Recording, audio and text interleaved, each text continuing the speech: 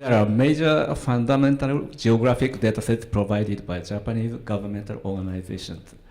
There are two types. One is called KSJ, in Japanese, 国土数値情報. Abbreviated name is KSJ. Another one is called 基盤地図情報, FGD. Anyone can download them from their websites and use freely.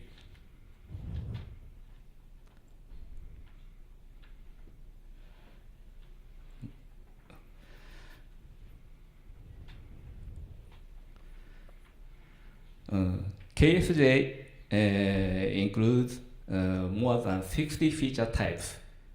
For example, geographic features, land use, political designated zones, and so on.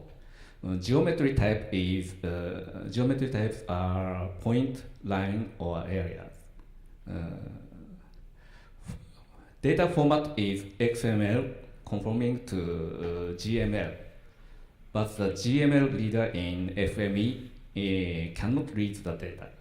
It seems that FME doesn't support KSJ application schemas.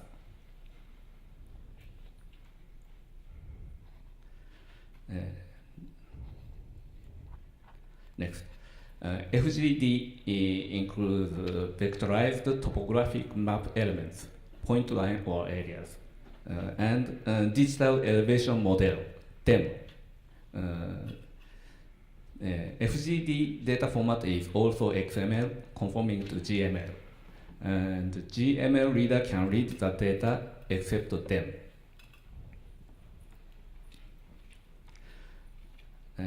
The GML Reader doesn't support reading KSJ and DEM of FGD with FME to increase their yes. Of course, skilled FME users can create workspaces to read and transform them, but it's not easy for beginners. So I have planned to create a template collection including workspaces to read those data. The workspaces have been almost completed. So I would like to talk about some technical tips which I acquired in the process of creating workspaces.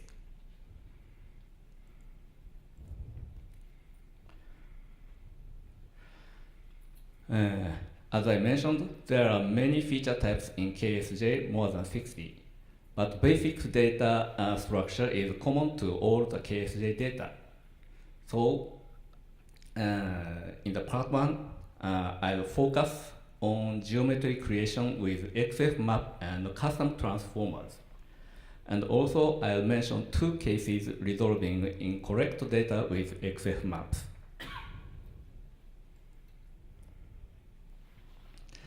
At first, take a look at the general data structure of KSJ. An XML document of KSJ dataset consists of mainly 3 parts. The first part,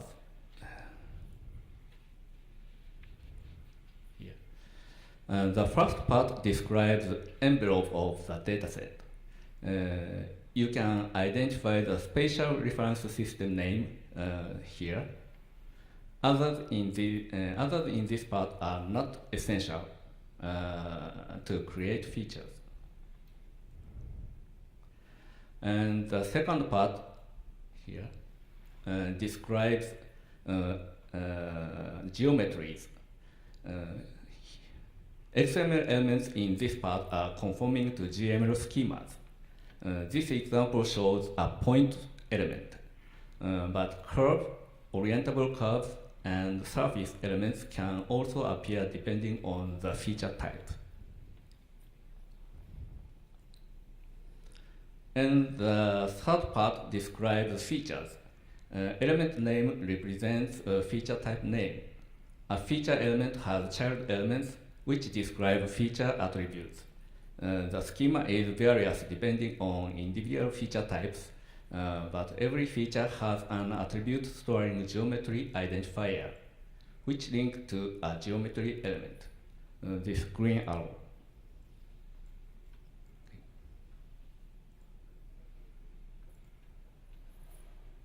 Based on the general data structure, I determined the framework of workspaces for reading KSJ dataset. This diagram shows common skeleton of workspaces. A workspace reads one or more KSJ datasets of the same feature type with an XML reader.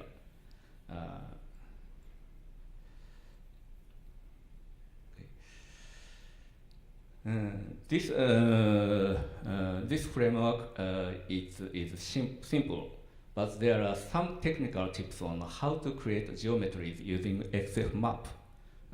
Next, I will explain them, dividing into point, line, and area.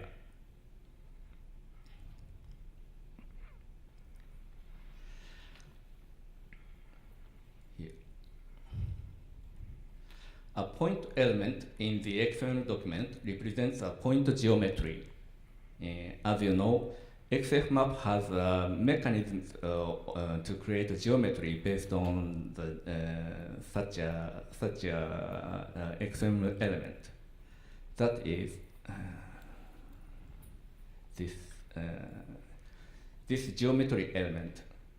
It's very simple and also efficient to create point geometry.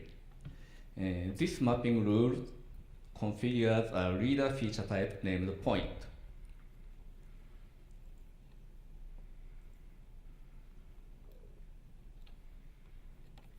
Well, next, a curve element in the XML document represents a line geometry.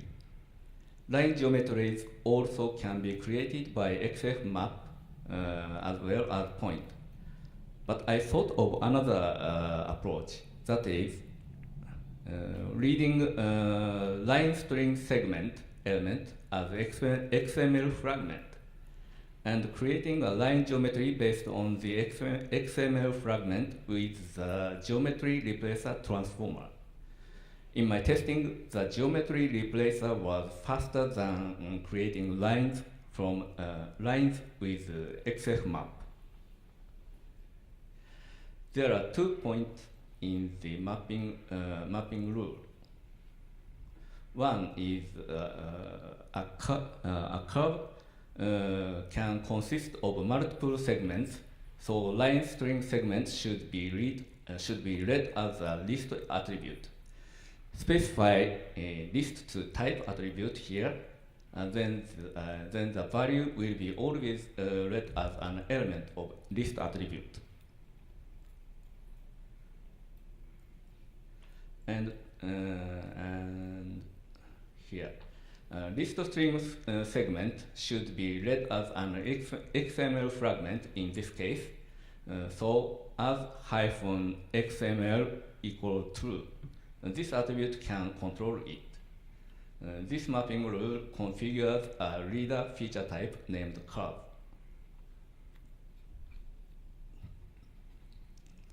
This image is a screenshot of the custom transformer for creating line geometries based on the list attribute storing XML fragments. I named it KSJ Line Builder.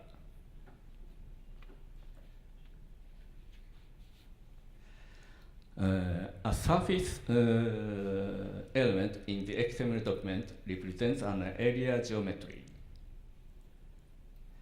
The data structure is a little complicated. A surface consists of one or more polygon patch. A polygon patch consists of one exterior ring and 0 or more interior ring. A ring has one or more links to curve and/or orientable curve. How to map the structure to the reader feature schema?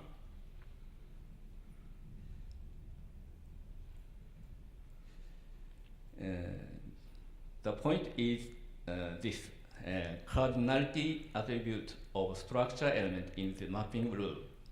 Such a hierarchy structure can be mapped to nested structured list attribute correctly. After reading, you can extract required values from the list and then create area geometries using several transformers. This mapping rule configures a reader feature type named surface.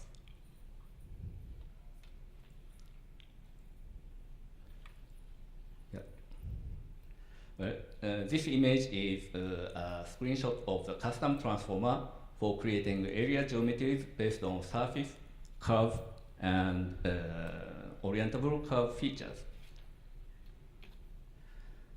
Well, I'll show you some actual workspaces. This one is a typical feature type of point geometry. Here, features and geometries and envelope creates points. Next.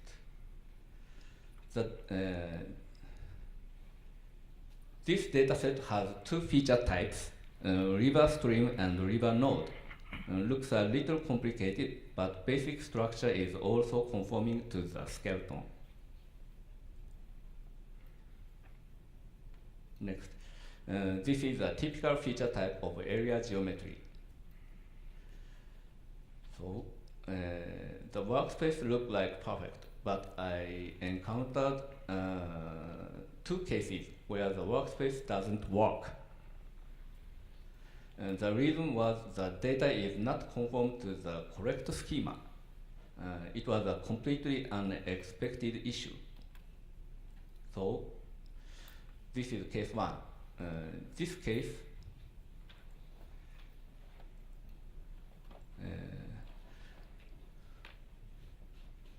blue name is correct. Blue is correct. Red is incorrect case. This case, feature type name and attribute names are wrong. For correct data, the mapping rule is simple. Here. It's just XML element names to feature type name and attribute names. And for incorrect data, as the I added the second mapping rule in the same XF map, so that incorrect feature type name and attribute names can be mapped correct names. In the same XF map, multiple mapping rules for the same feature type are allowed if matched attributes are different. Here. Case 2. In this case, geometry element name is wrong. Here. The solution is to define two extract elements here. This extract element in XF map generates just an empty string if the XML path specified by express attribute doesn't exist. So this mapping rule works for both correct data and incorrect data.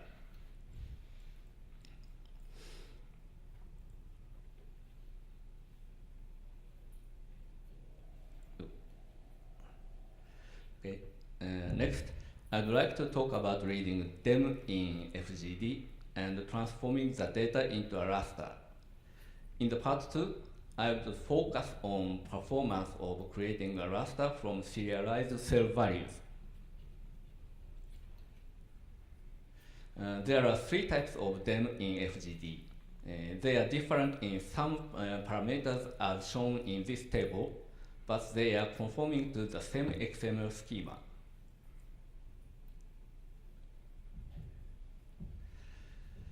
And the XML document consists of mainly 4 parts. From the first part, you can extract SRS name and the extent of the dataset as coordinates of lower and upper corners. From the second part, you can extract the number of columns and rows of grid cells in the extent. The third part contains elevation values. And from the final part, you can extract a column and row index of starting point in the grid matrix. The elevation values in a dataset are written in a sequence. The ordering is from left upper to right lower in the grid matrix, like this, image. The location of the starting cell is specified by column index and row index. Based on the data structure and the ordering of elevation values, I designed the workspace. The numeric rasterizer can be used to create a raster. There are 3 types of them, and every dataset has different origin coordinate, but the numeric rasterizer always creates a raster with origin equals 0, 0, and cell sizes are 1 by 1, and width of extent is equal to number of columns. Height of extent is equal to number of rows. And after creating a raster, modify sizes and location with the scalar and the offsetter transformers. This image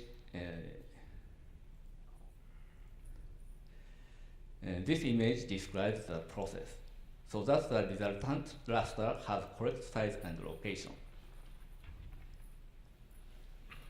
This diagram shows the process of creating raster in a little detail. And the process is simple, but processing performance was such different depending on the actual implementation. At first, I implemented the process with existing transformers only. In my test with a 10-meter mesh DEM, it took about 110 seconds to create a raster. I feel this is too slow. In this workflow, I've used a list explorer to create the sequence of elevation values. I thought the list explorer was the bottleneck. So I've used a Python script to extract elevation values and create 3D grid points. It was much faster than the first implementation. It took 25 seconds. But there should be most efficient way. Just inserted a point cloud combiner before the numeric rasterizer. Performance has been improved furthermore, about 12 seconds. This application of the point cloud technology was suggested by Dale and Chris. I think that it's worth to keep in your mind. But there is more efficient way. Next. I noticed that the point cloud combiner can transform not only 3D points, but also 3D lines into a point cloud. Creating a line feature could be faster than creating many point features. So I updated the Python script and got a wonderful result, 2.5 seconds. This table shows the summary of those results. After all, Python scripting is worth to consider for improving performance, especially if the list explorer looks inefficient. And using a point cloud as input for the numeric rasterizer is very efficient. So this is the final workspace. This works very efficient.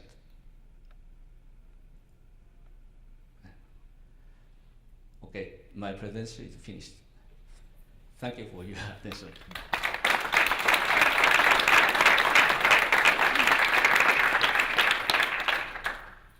Thank you.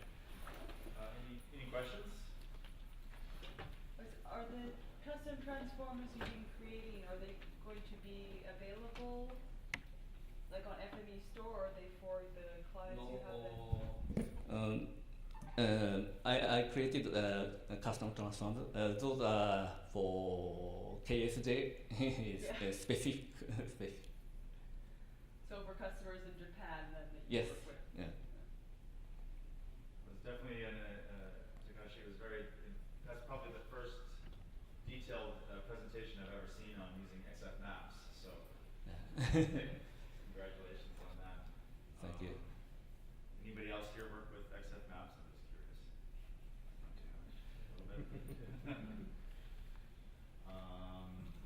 I guess the reason that the GML reader does not read the KSJ or the foundation format predominantly is because we don't support the X-Link href to compose geometry. Is that correct? I think so. Mostly. Okay. Any other questions about that? Certainly, that I just checked it now on my phone. You're guaranteed that if you go to Google and you put in XFMap, the first 4 hits are on FME PDF. So, because I don't think anybody else uses that term. So it is definitely it's what our GML and XML readers and writers, or I guess specifically the readers, are built on. But we're not really expecting everybody to go out and learn XF maps. We're hoping to improve, GML Reader, XML Reader, so you don't really have to. But if you're a real keener and you want to get under the hood, you can do like what Takashi did. And, see, there are some pretty good examples on FME for that. So what's next for you? Are you able to support those entire formats now? Is there anything left that you don't support? And are you able to write those formats or only read them? Right. Can you write with FME? Output. Output. Yeah, output. Currently, I have no plan to that. All right, thanks.